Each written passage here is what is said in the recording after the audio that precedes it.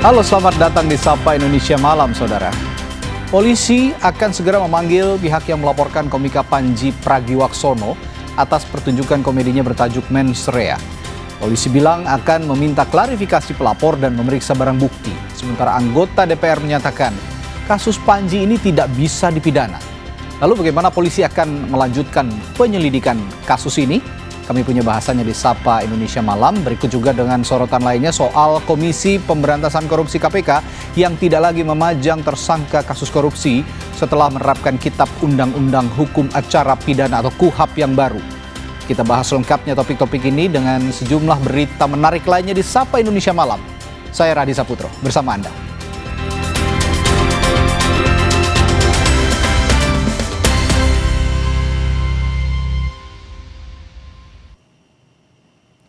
Kami mulai dari berita banjir bandang yang melanda wilayah Pegunungan Muria, Kudus, Jawa Tengah. Derasnya arus bahkan sampai menghanyutkan mobil warga.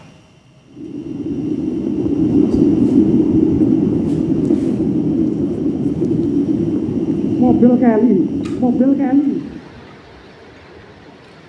Derasnya air membuat mobil yang terparkir di depan rumah hanyut di Desa Kedung Sari.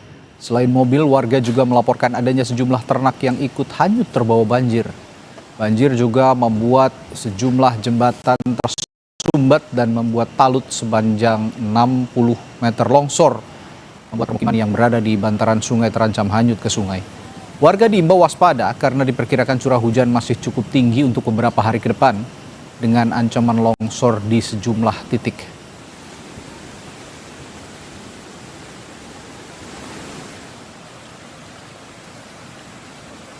Sangat besar sekali.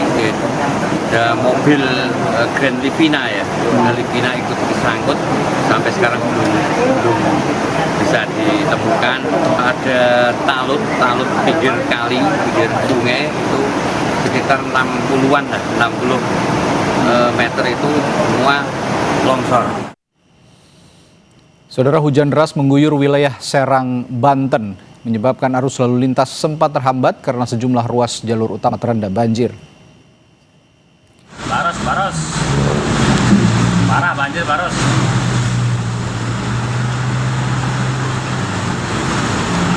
Banjir merendam Jalan Raya Serang Pandeglang di Kecamatan Baros. Di sejumlah titik ketinggian banjir bahkan mencapai 30 cm. Tidak hanya di Baros, banjir juga menggenangi jalur Serang Petir, tepatnya di Kecamatan Curug, Kota Serang. Air yang meluap dari saluran dan sungai membuat badan jalan tertutup air.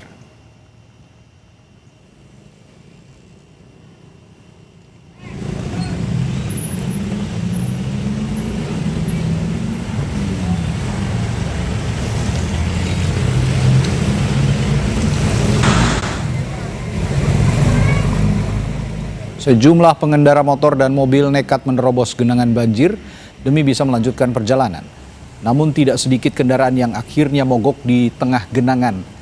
Arus lalu lintas sempat tersendat dan menimbulkan kemacetan panjang hingga 500 meter dari arah Serang maupun Pandeglang.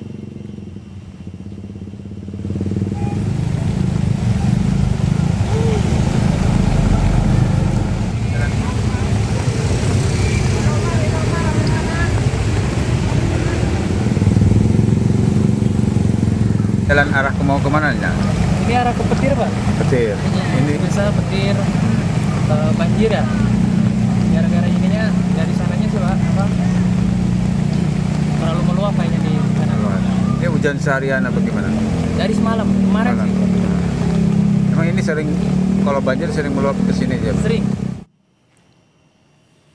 Banjir dengan ketinggian 1,5 meter di Kecamatan Buai, Kabupaten Sanggau, Kalimantan Barat, membuat mobil jenazah tidak dapat melintas.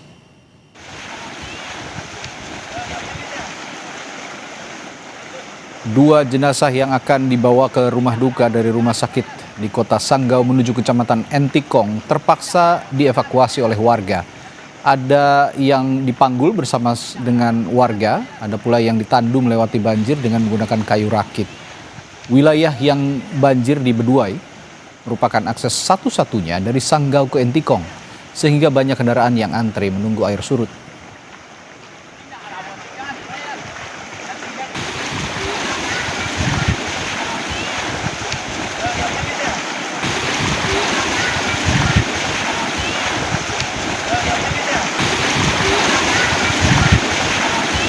Untuk wilayah Kecamatan Bedue masih terdapat 2 titik banjir, yang mana jalur lintas Malindo atau di wilayah Kecamatan Bedue tidak bisa dilewati sama sekali, baik roda 2 maupun roda 4 dan roda 6. Pasca bencana banjir bandang dan longsor, warga dari 20 desa di Kabupaten Gaya Lues, Aceh dipindah ke lokasi yang lebih aman. Salah satu desa yang hancur adalah Desa Pepelah, Kecamatan Pining. Seluruh warga telah meninggalkan desa dan mengungsi ke atas badan jalan karena trauma terjadi bencana susulan. Pembangunan hunian sementara untuk warga pada tahap pertama akan dibangun 3.000 unit. Targetnya akan selesai pada Januari sebelum bulan suci Ramadan.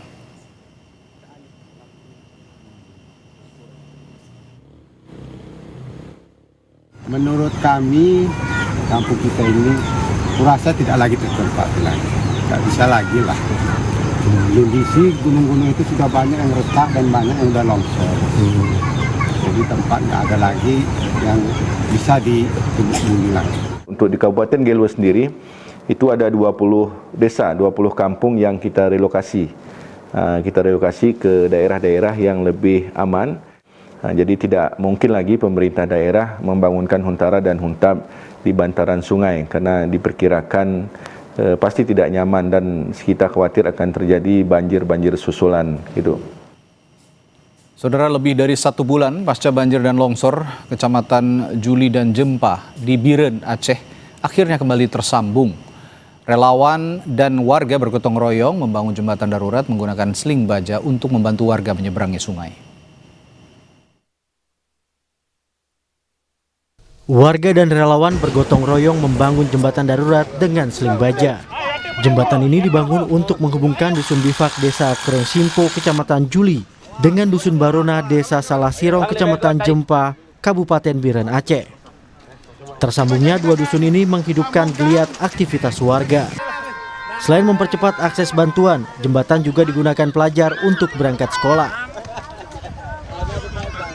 Warga menyambut didirikannya jembatan oleh relawan, hingga anak-anak tidak perlu lagi melawan derasnya arus sungai untuk menuju ke sekolah. Sangat membantu pertama anak-anak untuk sekolah, karena kasihan mereka masih kecil-kecil. Allah itu Maha Pengasih, Maha Penyayang. Anak-anak ini masih punya kesempatan untuk bersekolah, dan kami juga punya kesempatan bertemu keluarga yang di seberang sana, Desa Salah Sirong Jaya. Bantuan berupa pembangunan jembatan oleh tim relawan agar hasil bumi warga juga dapat dipasarkan lebih cepat. Alhamdulillah, jembatan darurat yang menghubungkan antara Kecamatan Juli dan Kecamatan Jempa di Biren, Aceh sudah berhasil kami buat, dan mudah-mudahan jembatan ini bisa bermanfaat untuk masyarakat sekitar yang saat ini membutuhkan bantuan akibat banjir bandang dan bencana tanah longsor, sehingga mereka bisa beraktivitas kembali ke sekolah, ke benasa, ke masjid, ke pasar, dan menjual hasil buminya. Warga berharap pemulihan pasca bencana banjir di Aceh dapat segera dilakukan agar kehidupan kembali normal.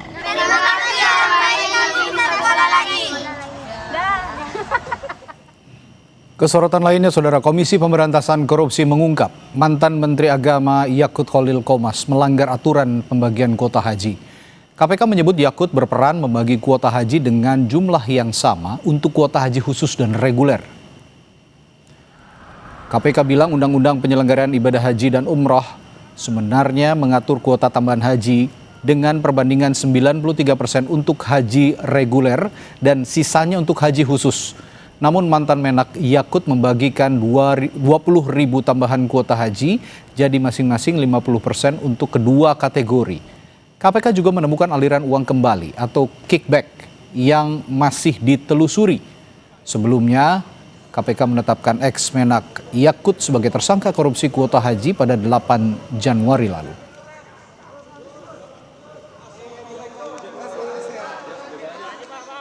Oleh Menteri Agama pada saat itu, saudara YCG ini kemudian dibagilah menjadi 50%, 50%. 10.000. Itu tentu tidak sesuai dengan undang-undang yang ada. Kami dalam penyidikan ini ya menemukan adanya aliran uang kembali gitu, kickback dan lain-lain. Saudara, Komisi Pemberantasan Korupsi telah menerapkan aturan Kitab Undang-Undang Hukum Acara Pidana KUHAP yang baru, dan kini KPK tidak lagi menampilkan para tersangka saat konferensi pers. Ada yang berbeda dalam konferensi pers penetapan tersangka kasus dugaan suap di lingkungan kantor pelayanan pajak Madya Jakarta Utara. KPK tak memajang para tersangka korupsi, namun hanya menampilkan sejumlah barang bukti. KPK bilang penanganan perkara kasus ini telah mengadopsi Kitab Undang-Undang Hukum Acara Pidana atau KUHAP baru yang berlaku mulai 2 Januari lalu. Sebab operasi tangkap tangan kasus itu terjadi pada 9 Januari atau setelah KUHAP baru berlaku. KPK mengatakan asas praduga tak bersalah dan hak asasi manusia jadi alasannya. Konversi ini agak beda. Gitu. Kenapa? Misalkan, kok nggak ditampilkan para tersangkanya? Nah, itu salah satunya kita juga sudah mengadopsi KUHAP yang baru. Bahwa KUHAP yang baru itu lebih fokus kepada hak asasi manusia. Jadi bagaimana perlindungan terhadap hak asasi manusia, ada asas praduga tak bersalah. Aturan yang disebut KPK itu tertuang dalam pasal 91 Undang-Undang Nomor 20 Tahun 2025 tentang Kitab Undang-Undang Hukum Acara Pidana atau KUHAP. Pasal tersebut menyebutkan, dalam menetapkan tersangka, penyidik dilarang melakukan perbuatan yang menimbulkan praduga bersalah. 5 orang jadi tersangka dalam kasus dugaan suap pengaturan pajak sektor pertambangan di lingkungan KPP Madya Jakarta Utara, termasuk Kepala KPP Madya Jakarta Utara, DWB. Alih-alih di ruangan konferensi pers, para tersangka kini hanya terlihat usai diperiksa Senin pagi. Tim Liputan, Kompas TV.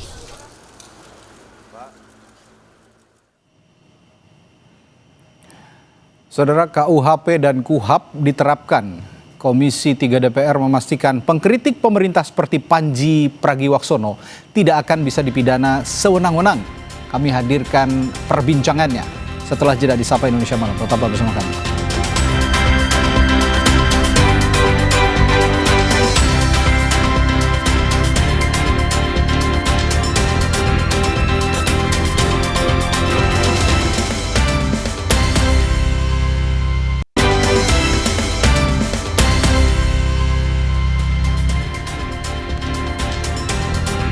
Saudara, Komisi 3 DPR RI menyatakan KUHP dan KUHAP yang baru memastikan pengkritik pemerintah seperti komika Panji Pragiwaksono tidak akan mengalami pemidanaan sewenang-wenang.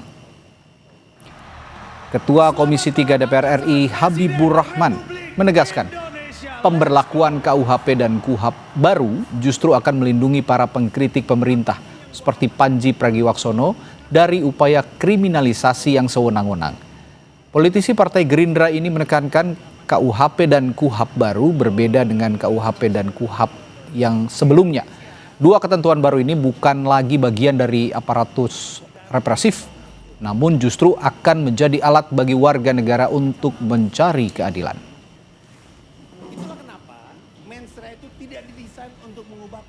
Dengan KUHP dan KUHAP baru, pengkritik pemerintah seperti Panji Pragiwaksono kami jamin tidak akan mengalami pemidanaan sewenang-wenang. Reformasi hukum pidana dengan terbitnya KUHP baru dan KUHAP baru memastikan para pengkritik pemerintah seperti Panji Pragiwaksono diantaranya tidak akan mengalami pemidanaan sewenang-wenang. Hukum dan dua aturan hukum tersebut bukan lagi bagian dari aparatus represif penjaga kekuasaan, melainkan justru menjadi alat yang efektif bagi warga negara untuk mencari keadilan. Sebelumnya, polisi akan memanggil pelapor hingga komika Panji Pragiwaksono usai laporan dari Angkatan Muda NU dan Aliansi Muda Muhammadiyah soal dugaan kasus penghasutan dalam materi stand-up Mens Rea. Setelah menerima laporan polisi kini tengah merencanakan jadwal penyelidikan, diantaranya memanggil para pihak untuk dimintai klarifikasi. Polisi juga akan memeriksa bukti-bukti yang diserahkan pelapor saat membuat laporan.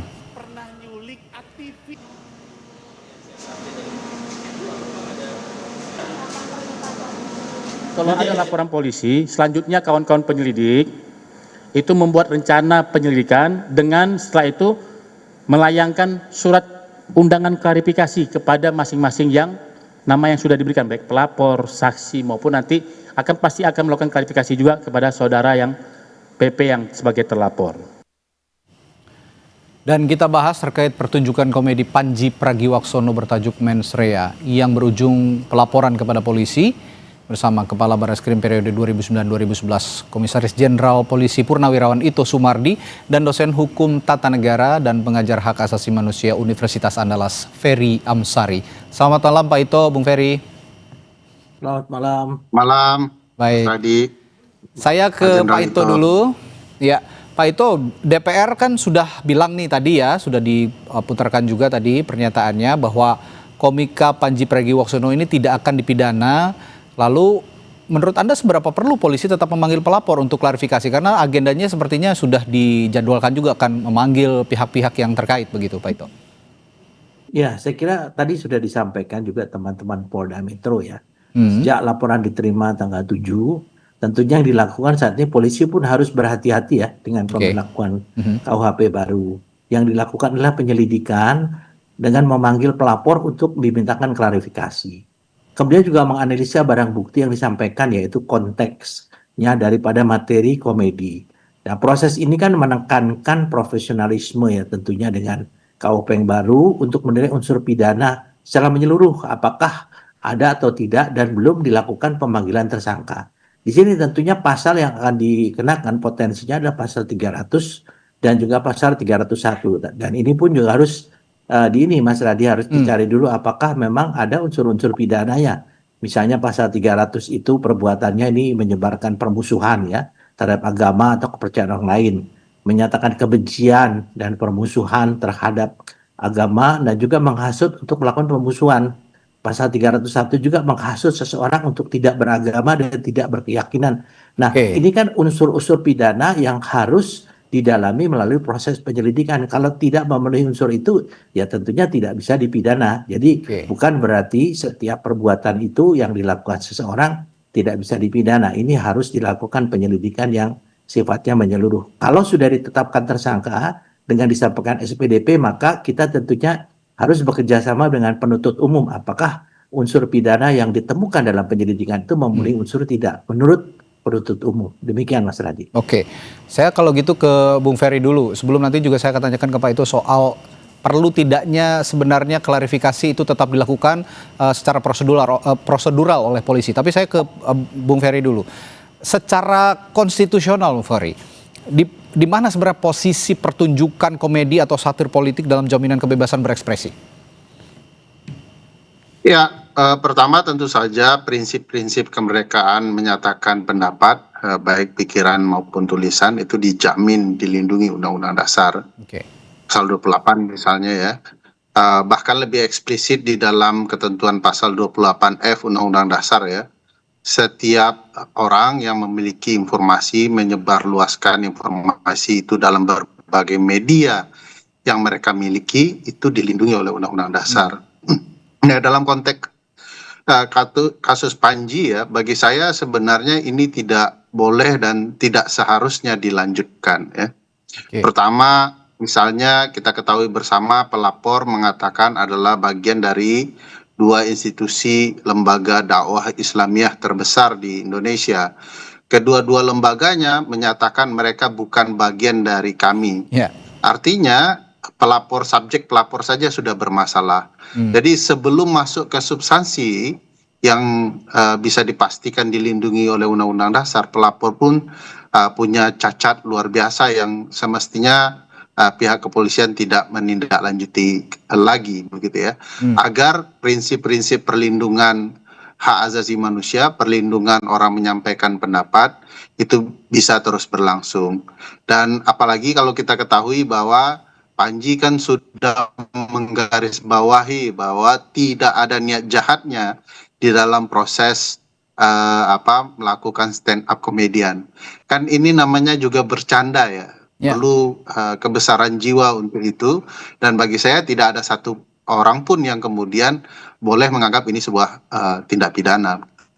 Ya, satir politik semacam ini sebenarnya bukan pertama kali terjadi ya. Sudah sering terjadi, bahkan kalau ini di platform berbayar sebelumnya, bahkan di televisi yang disiarkan secara langsung, satir-satir politik ini sudah biasa terjadi. Tapi tadi saya tertarik dengan pernyataan Bu Ferry soal subjek pelapor saja sudah bermasalah. Ini saya akan tanyakan ke Pak Ito. Terkait hal ini, subjek pelapor yang bermasalah, apa yang perlu ditelusuri dalam klarifikasi kepada pelapor itu? Mengingat pihak NU dan Muhammadiyah menyebut tidak ada afiliasi dengan pelapor, Pak Ito. Ya ini kan kita semua karena kita dalam proses penerimaan satu pelaporan ini kan polisi wajib menerima. Itu wajib ya diatur dalam undang-undang. Kemudian juga yang kedua, setelah menerima berarti polisi juga harus berusaha melakukan proses penyelidikan kecuali kasus tertangkap tangan ya. Itu juga diatur dalam undang-undang. Nah, sehingga kalau di sini kita tidak melihat apakah seseorang ini bersalah atau tidak, tapi tentunya tadi sudah disampaikan oleh Mas Ansari ya, Mas Ferry, bahwa kita ya kepolisian juga tidak begitu saja bisa mengatakan bahwa kasus ini dihentikan ya sebelum kita melakukan penyelidikan yang secara komprehensif, karena kan kepolisian bukan lembaga pengadilan ya, sehingga apapun juga yang dikatakan mens rea atau niat jahat ini kan juga harus bisa didukung dengan unsur-unsur pidana dari hasil pendalaman, yaitu pemeriksaan klarifikasi kepada pelapor ya. Nah, makanya di sini kan dari pihak Polda Metro Jaya belum memanggil saudara Panji ya, dan belum menetapkan sebagai tersangka. Nanti daripada hasil penyelidikan dikaitkan dengan tadi, apakah memang mens rea-nya atau niat jahatnya bisa didukung dengan unsur-unsur yang bisa dikaitkan, maka baru kita bisa melanjutkan kasus itu. Kalau tidak, tentunya kita akan menghentikan. Dan ini pun punya hak juga dari pihak pelapor untuk bisa mengajukan misalnya keberatan ya dengan mekanisme hukum yang ada. Jadi saya kira mungkin betul yang dikatakan Pak Ferry Ansari. Kadang-kadang sekarang kan kita terlalu sensitif ya. Tetapi bagaimanapun juga kita juga harus menghormati hak seseorang. Apabila ini menyangkut ataupun kehormatan ataupun pribadi seseorang, tentunya juga kita juga harus melindungi juga hak asasi manusia ini. Tapi kan kita lihat dari segi kelembagaan kan. Saya kira kita menunggu saja hasil penyelidikan ya Mas Radi ya. Tapi saya akan lanjutkan lagi soal mens rea ini ke Pak Ito dulu. Dalam hukum pidana mens rea itu kan soal niat jahat seperti yang dijelaskan Anda tadi Pak Ito. Bagaimana mungkin niat jahat itu dibuktikan dalam konteks komedi atau satir begitu ya. Nah, apakah rasa tersinggung publik itu cukup untuk menggantikan pembuktian niat jahat itu tadi? Saya ingin perdalam sedikit soal ini. Ya. Seseorang melaporkan itu boleh-boleh saja. Tetapi kan polisi juga harus lihat apakah laporan itu didukung dengan alat-alat bukti ataupun menurut penelitian penyelidikan daripada penyelidik itu polisi ini menganggap bahwa apa yang disampaikan itu memang bisa memenuhi unsur niat jahat. Kalau tidak ya tentunya itu bisa kita abaikan dan tentunya harus kita keluarkan sebagai surat pemberitahuan penghentian penyidikan ya.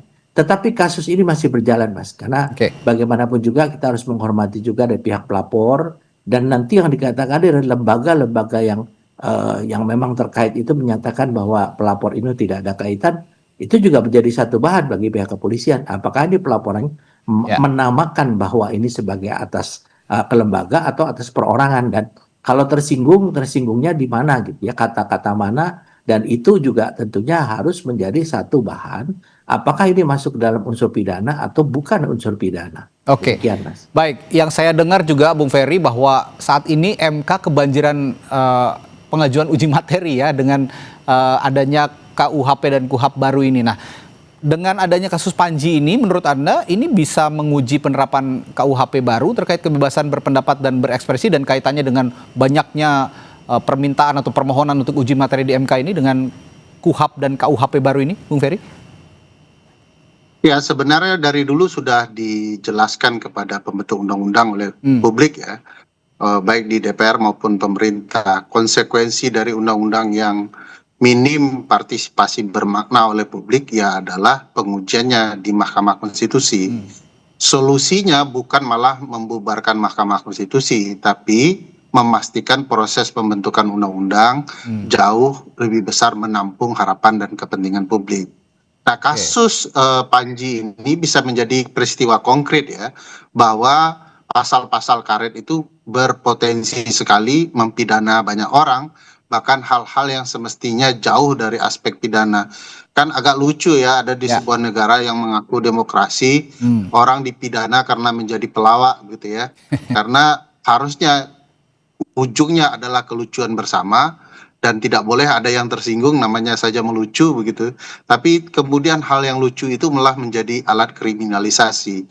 Kalau kita bicara sejarah bernegara ya, pelawak-pelawak yang kemudian mengkritik negara atau penguasa negara itu hanya bisa terjadi dilakukan di kekuasaan yang otoriter atau negara-negara kerajaan yang ada prinsip laissez-faire ya, di mana memuliakan para raja. Nah, kita ini sistemnya presidensial, kita lebih terbuka agar rakyat yang punya kuasa bisa mengkritik bukan melalui kewenangan atau kekuasaan, tetapi melalui daulatnya untuk menyampaikan segala kehendaknya agar pemilik kekuasaan bisa kemudian mengubah diri. Nah, saya paham juga apa yang disampaikan oleh Jenderal Ito ya, bahwa polisi dalam kurun waktu tertentu tentu tidak dalam waktu yang sangat cepat menolaknya. Karena memang tidak ada azas menolak perkara itu dimanapun laporan harus hukum yang ada. Ya. Tetapi kalau ini kan sudah jelas nih, ada orang ngaku dari Muhammadiyah, dari NU lembaga besarnya saja tidak mengakui. Sebaiknya memang kepolisian tidak membuang waktu dengan itu. Tetapi saya bisa pahami kalau polisi malah kemudian meng-cross check apakah ada orang yang mengakui bahwa dirinya bukan Muhammadiyah, bukan NU, tetapi melaporkan dirinya sebagai bagian dari itu. Mungkin konteksnya bisa berbalik ya. Orang yang kemudian dilaporkan, yang ngaku-ngaku Muhammadiyah dan NU itu malah kemudian akan dipertanyakan apa motifnya, apakah kemudian pengakuan semacam itu malah berujung kepada pemidanaan. Saya sendiri berharap kedua-duanya tidak dipidana karena ini negara bebas, tinggal dikoreksi saja dan kita tidak berputar-putar di isu ini. Karena saya yakin isu ini adalah isu yang ditumpangi ya untuk keributannya arahnya berbeda dibandingkan isu soal penanggulangan bencana ya. Nah, ini menarik juga kalau begitu soal peran polisi di negara demokrasi seperti di Indonesia. Seperti kita ketahui, Polri ini kan tonggak terdepan ya, pelaksana Kitab Undang-Undang Hukum Pidana. Nah, kalau dalam negara demokratis, haruskah polisi menjadi penjaga moral dalam tanda kutip, atau cukup sebagai penegak hukum berbasis unsur pidana yang ketat? Saya akan tanyakan hal itu nanti kepada Bung Ferry Amsari setelah jeda di Sapa Indonesia Malam. Tetaplah bersama kami.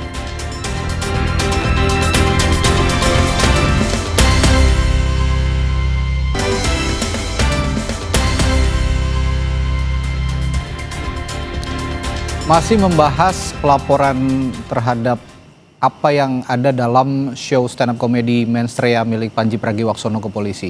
Tadi saya ke Bung Ferry bertanya dalam konteks peran polisi di negara demokrasi seperti di Indonesia.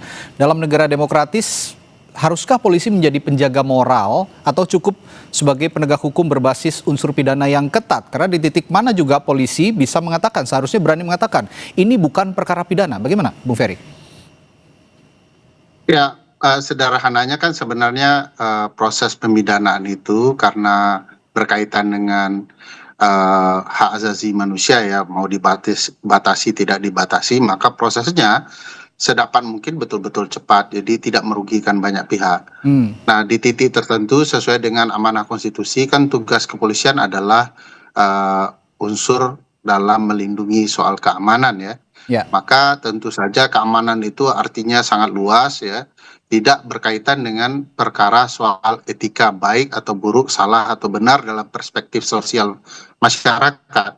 Itu sudah ada tugasnya di titik yang lain ya, Pamong Praja misalnya ya, polisi Pamong Praja atau Satpol PP itu. Nah, polisi betul-betul karena tugasnya jauh lebih berat, lebih besar, lebih melelahkan, dia tidak disibukkan oleh urusan gampangan atau sederhana seperti ini, agar kemudian polisi akan fokus ke penanganan kasus yang lebih besar. Dan saya memang melihat seringkali kita itu direpotkan atau merepotkan teman-teman kepolisian ke arah-arah yang sebenarnya menurut saya jauh dari unsur profesionalitas kepolisian ya. Bahkan perkara kawin cerai, keributan artis itu sebenarnya melelahkan bagi membangun polisi yang profesional. Dan di titik ini kalau mau kita lihat ya, kalau dilihat niat jahatnya, kita kan sudah jelas bahwa acara ini diperuntukkan orang yang penuh kesadaran bahwa ini akan ada bercandaan. Hiburan Bercandanya gitu ya. bisa sangat ekstrim gitu ya. Ya. Dari awal saja niatnya sudah tidak ada niat jahat. Jadi yang mau ikut bercandaan ini silahkan nonton. Yang tidak siap dengan bercandaan semacam ini ya jangan tonton. Nah, ini bagi saya penting pula disadari kita bersama, karena tugas institusi kepolisian itu sudah sangat besar. Jangan pula semua hal dimasukkan ke kepolisian gitu ya. Nanti kalau soal ribut-ribut kakak adik juga masuk kan, jadi akhirnya sangat melelahkan dan seluruh urusan menjadi urusan kepolisian itu tidak elok juga. Oke, pertanyaan yang sama kalau begitu untuk Pak Ito. Di mana Pak Ito, titik mana polisi seharusnya berani mengatakan ini bukan perkara pidana, jadi jangan sampai juga dilelahkan seperti yang Bung Ferry bilang, dilelahkan oleh perkara-perkara yang sebenarnya ini ada perkara yang jauh lebih besar untuk diselesaikan Polri, Pak Ito. Iya, kan polisi ini adalah bagian daripada sistem peradilan pidana, criminal justice system. Yes. Kita itu hanya mengumpulkan alat bukti kalau memenuhi untuk diajukan ke penuntutan. Kalau tidak, tentunya kita harus menghentikan. Tadi sudah saya sampaikan di awal bahwa kita punya proses penyelidikan dan penyidikan. Kecuali kasus-kasus tertangkap tangan, maka itu langsung masuk ke penyidikan. Karena kan kalau kita melihat segitiga pembuktian, ada saksi, ada tersangka, ada barang bukti. Nah, khusus untuk menyampaikan pendapat ya, katakanlah ini masuk kategori penyampaian pendapat, ini juga memang bukan berarti tidak ada pembatasan sepanjang ya tidak menyangkut hak orang lain ya. Kemudian juga ketertiban umum, tadi disampaikan juga ada Mas Ferry, keamanan negara maupun kesusilaan, tentunya ini juga harus menjadi satu pertimbangan ya, bahwa apakah ini sudah masuk dalam 4 kategori itu. Kalau tidak, tentunya dengan hasil penyelidikan, polisi akan bisa menyimpulkan bahwa ini tidak bisa diajukan ke proses penyidikan, sehingga dihentikan proses penyelidikan. Itu kan kita lihat sekarang yang lagi rame ya, masalah ijazah palsu ya. Memang pendapat masyarakat berbeda-beda ya. Kalau kepolisian dalam penyelidikan menganggap bahwa tidak ada alat bukti ataupun yang bisa dimasukkan sebagai kasus pidana yang untuk diteruskan menjadi penyidikan, tentunya kita harus menghentikan. Saya sepakat dengan Mas Ferry tadi kan, Saudara Panji ini kan berada dalam satu event tertentu ya, tidak disebarkan melalui media. Mungkin kalau media medsos itu menyebarkan kan itu bukan atas permintaan, atas keinginan yang bersangkutan. Itu tentunya nanti akan menjadi satu bahan daripada klarifikasi yang akan dilakukan oleh teman-teman penyelidik di Polda Metro Jaya. Tapi percayalah Mas, inilah memang risiko. Tadi saya disampaikan Mas Ferry sebagai penegak hukum, kan hukum itu mulai dari yang remeh-remeh temeh sampai yang serius ya, yang memang harus ditangani oleh kepolisian. Sehingga di kepolisian juga ada namanya direktorat-direktorat yang dipisah-pisah dari Tipidum, tindak pidana ekonomi khusus ya, tindak pidana tertentu, narkoba, korupsi. Nah itu memang sudah dibagi-bagi ya oleh kepolisian, tentunya secara proporsional. Saya memang berharap apa yang dilakukan ini bisa dilakukan yang sebaik-baiknya. Dan jangan lupa bahwa KUHP dan KUHP baru itu mereka mengatur juga restoratif justice. Meskipun itu adalah menyangkut kepada yang tadi dikatakan 4 hal, yaitu kepada hak orang lain, ketertiban umum, keamanan negara maupun kesusilaan. Pada hal-hal tertentu itu bisa dilakukan restoratif justice. Ya, ini kenapa juga saya baik. Kenapa saya tanyakan hal ini Pak Ito, supaya Polri atau polisi juga tidak terjebak dengan upaya kriminalisasi. Ini soal pencegahan kriminalisasi. Saya juga akan tanyakan ke Pak Ito, jika semua laporan semacam ini tetap diproses misalnya sampai tahap klarifikasi, apakah ini tidak membuka pintu laporan yang serupa terhadap karya seni yang lain? Misalnya nanti ada juga mirip-mirip seperti Panji begitu ya, dalam konteks seni komedi begitu, ternyata ini juga ada membuka pintu itu untuk melaporkan kembali. Nah ini bagaimana Polri agar tidak terjebak dalam upaya kriminalisasi Pak Ito? Nah dalam prosesnya kepolisian itu setiap menerima laporan bisa menolak, bisa menolak. Jadi kalau menurut kepolisian ini tidak masuk ya dalam untuk diteruskan dalam proses penyelidikan bisa ditolak ya. Dan apabila dari pihak yang ditolak ini mengajukan juga mungkin keberatan melalui saluran hukum, itu silakan saja. Tapi bagi kepolisian tentunya pertimbangan ini bukan semua laporan bisa diterima, Mas. Kalau ada hal-hal yang pihak kepolisian mens rea-nya mungkin tidak bisa masuk ya, alat buktinya juga mungkin lemah, ya saya kira itu harus ditolak. Kan sudah banyak kejadian ya, banyak kejadian yang ditolak oleh kepolisian. Jadi tidak berarti semua laporan itu harus ditindaklanjuti. Oleh karena itu di dalam SPKT, yaitu Sentra Pelayanan Kepolisian Terpadu, di sana ada fungsi-fungsi yang menganalisa apakah laporan itu perlu ditindaklanjuti atau tidak. Jadi saya kira perlu kita luruskan di sini bahwa tugas kepolisian di sini adalah bagian daripada criminal justice system. Jadi kita bukan lembaga peradilan, bukan lembaga penuntutan, tapi kita punya hak untuk menolak setiap laporan yang dianggap oleh kepolisian tidak bisa diteruskan dengan penyelidikan karena alat buktinya lemah. Demikian, Mas. Baik, Bung Ferry, ini kan kanal-kanal menyampaikan kritik begitu ya dari komedi ini sebenarnya sudah cukup banyak, dan sebelumnya sering juga komedi-komedi satir ini menyindir iklim politik di Indonesia, iklim pemerintahan Indonesia. Tapi memang belum banyak juga yang berujung pada pemidanaan. Tapi kalau penyampaiannya secara serius begitu ya, kritik tajam, protes keras, ini banyak yang berujung pada pidana. Tapi yang ini saya tanyakan begini, apakah misalnya pelaporan-pelaporan seperti yang dilakukan terhadap Pandji Pragiwaksono ini bisa menciptakan efek takut ke depannya, misalnya untuk self censorship gitu ya, bagi komedian, seniman ataupun komedian, seniman dan artis misalnya untuk menyampaikan pendapat, Bung Ferry? Ya tentu akan ada rasa khawatir ya, apakah kemudian dalam berinteraksi berkesenian ada unsur-unsur yang menghilangkan kebebasan mereka berkesenian itu. Mau tidak mau itu akan muncul ya, dan kita bisa lihat bahwa ini kan jadi perbincangan juga bagi stand up komedian yang lain ya, apakah mereka perlu berhati-hati di kemudian hari. Tapi yang namanya seni dan demokrasi itu saling terhubung, Mas Radi. Jadi suatu waktu kalau kemudian kekuasaan itu sudah keterlaluan, bagaimanapun mereka akan terus berkesenian, menjalankan kepentingan dan tugas berkesenian mereka, yaitu mendidik masyarakat juga. Dan perlu kita ketahui bahwa seperti yang disampaikan oleh Jenderal Ito tadi, unsur-unsur yang mengarahkan bahwa kasus ini ditolak sudah cukup besar, tinggal eksekusinya saja dari teman-teman kepolisian ya. Misalnya dengan subjek yang salah itu, ini sudah nggak usah dilanjutkan lagi karena sistem integrated criminal justice sistem kita itu kan berjenjang ya. Kan kalau polisi juga asal-asalan juga akan dipertanyakan oleh struktur yang lain, bahkan sampai di pengadilan.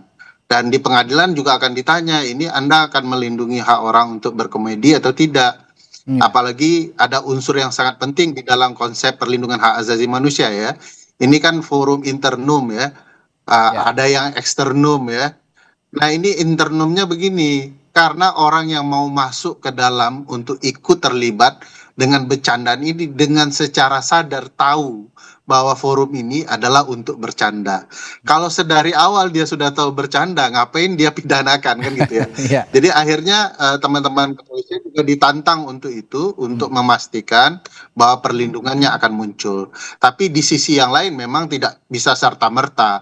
Tentu orang melapor diolah dulu, terutama juga diketahui kalau ternyata yang melaporkan salah, bukan orang yang sebenarnya harus melaporkan, ngaku-ngaku. Ini ada konteks hukum yang lain yang perlu dipertimbangkan oleh unsur kepolisian yang mungkin bisa berdampak kepada pelapor. Tujuannya agar tidak semua orang nanti ke depannya suka-suka orang dilaporkan gitu ya. Dia berkegiatan dilaporkan. Jadi pelapornya pun juga harus diberikan pembelajaran hukum agar dia juga tidak serampangan melakukan tindakan hukum.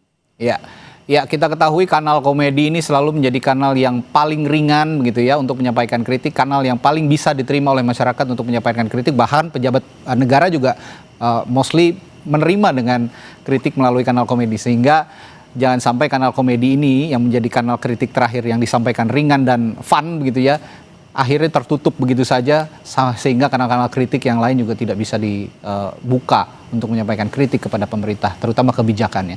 Terima kasih Bung Ferry Amsari dan juga Pak Ito Sumardi telah memberikan perspektifnya di Sapa Indonesia Malam hari ini. Sampai jumpa lagi, selamat malam.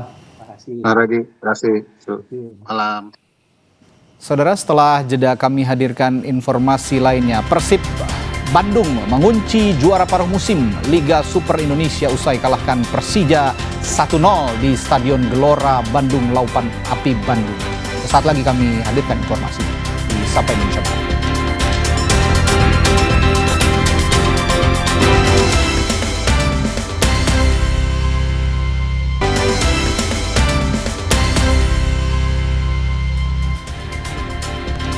Duel El Clasico Liga Super Indonesia antara Persib Bandung kontra Persija Jakarta berakhir untuk kemenangan tuan rumah Persib Bandung.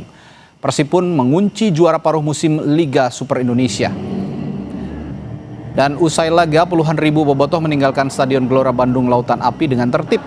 Pengamanan oleh aparat kepolisian dilakukan hingga seluruh supporter meninggalkan Stadion Gelora Bandung Lautan Api di kawasan Gede Bage, Kota Bandung.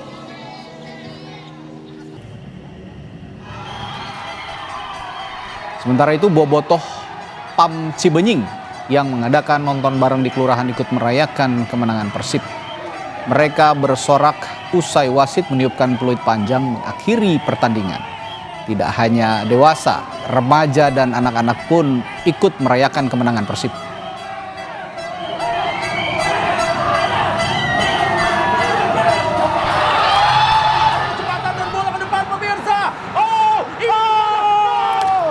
Laga Minggu sore di Stadion Gelora Bandung Lautan Api berlangsung keras dan panas.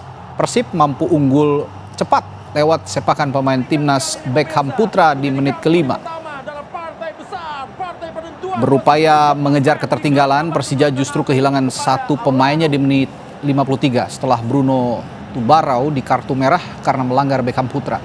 Namun hingga laga berakhir, Macan Kemayoran tidak mampu menyamakan kedudukan. Begitupun Maung Bandung tak bisa mencetak gol tambahan. Skor 1-0 bertahan untuk kemenangan tuan rumah Persib Bandung. Masih ada penyelamatan dengan menggunakan kaki dari Teja Pakualam. Dengan peluangnya dengan Doni, adu kecepatan dan bola ke depan pemirsa.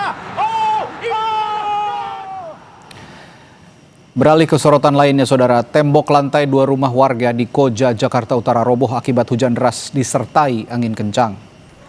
Menurut pemilik rumah, tembok yang roboh dibangun sebagai ruangan untuk menjemur baju dan karena posisi tembok yang miring dan dikhawatirkan menimpa warga yang melintas di jalan, warga pun meminta bantuan damkar.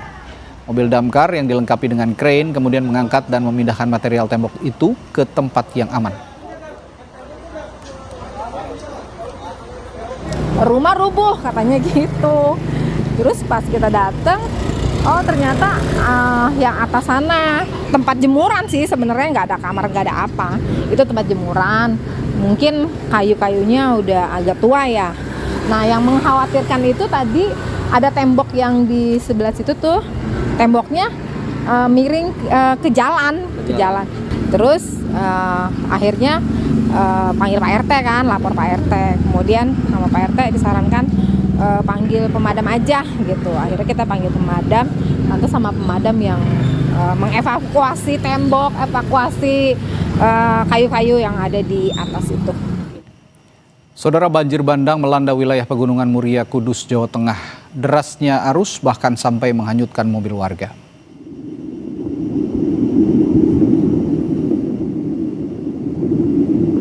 Mobil Kelly. Derasnya air membuat mobil yang terparkir di depan rumah hanyut di Desa Kedung Sari. Selain mobil, warga juga melaporkan adanya sejumlah ternak yang ikut hanyut terbawa banjir. Banjir juga membuat sejumlah jembatan tersumbat dan membuat talut sepanjang 60 meter longsor, membuat permukiman yang berada di bantaran sungai terancam hanyut ke sungai. Warga pun diimbau waspada karena diperkirakan curah hujan masih cukup tinggi untuk beberapa hari ke depan dengan ancaman longsor di sejumlah titik. Sangat besar sekali, ada mobil Grand Livina ya, Filipina ikut disangkut, sampai sekarang belum bisa ditemukan. Ada talut pinggir kali, pinggir sungai itu sekitar 60-an lah, 60 meter itu semua longsor. Saudara, banjir dengan ketinggian 1,5 meter di Kecamatan Beduai, Kabupaten Sanggau, Kalimantan Barat membuat mobil jenazah tidak dapat melintas. 2 jenazah yang akan dibawa ke rumah duka dari rumah sakit di Kota Sanggau menuju Kecamatan Entikong terpaksa dievakuasi oleh warga. Ada yang dipanggul bersama dengan warga, ada pula yang ditandu melewati banjir dengan menggunakan kayu rakit. Wilayah yang banjir di Beduai merupakan akses satu-satunya dari Sanggau ke Entikong, sehingga banyak kendaraan yang antre menunggu air surut. Untuk wilayah Kecamatan Beduai masih terdapat 2 titik banjir, yang mana jalur lintas Malindo atau di wilayah Kecamatan Beduai tidak bisa dilewati sama sekali, baik roda 2 maupun roda 4 dan roda 6. Beranjak ke sorotan dari mancanegara, saudara. Kerusuhan di Iran terus berlanjut. Pengunjuk rasa kembali berkumpul di kawasan Saadat Abad, Teheran, meski pemerintah meningkatkan tindakan keras. Protes yang hampir memasuki 2 minggu terjadi di tengah pemadaman internet dan gangguan telepon, sehingga sulit terpantau oleh siapapun, baik dari dalam dan luar negeri. Data lembaga HAM menunjukkan 65 orang tewas dan lebih dari 2.300 orang ditahan. Pemerintah Iran melalui siaran televisi negara menekankan pengetatan pantauan, sementara pemimpin tertinggi Iran Ayatollah Ali Khamenei menegaskan akan menindak tegas demonstran.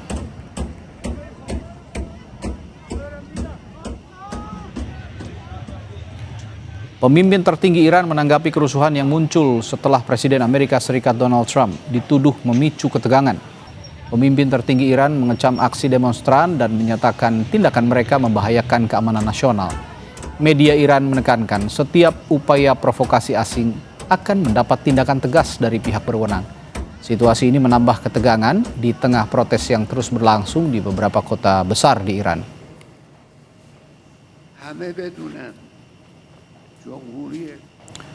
Saudara, badai salju melanda wilayah kota Vladivostok, Rusia. Sejumlah mobil tergelincir di jalanan tertutup es. BMKG Rusia melaporkan kota Vladivostok menerima curah hujan setara 1 bulan dalam 1 hari. Hujan salju kali ini disertai angin utara yang kencang dan hembusan angin mencapai 26,5 meter per detik. Pemerintah daerah setempat menyiapkan 130 unit khusus untuk menangani dampak badai salju kali ini.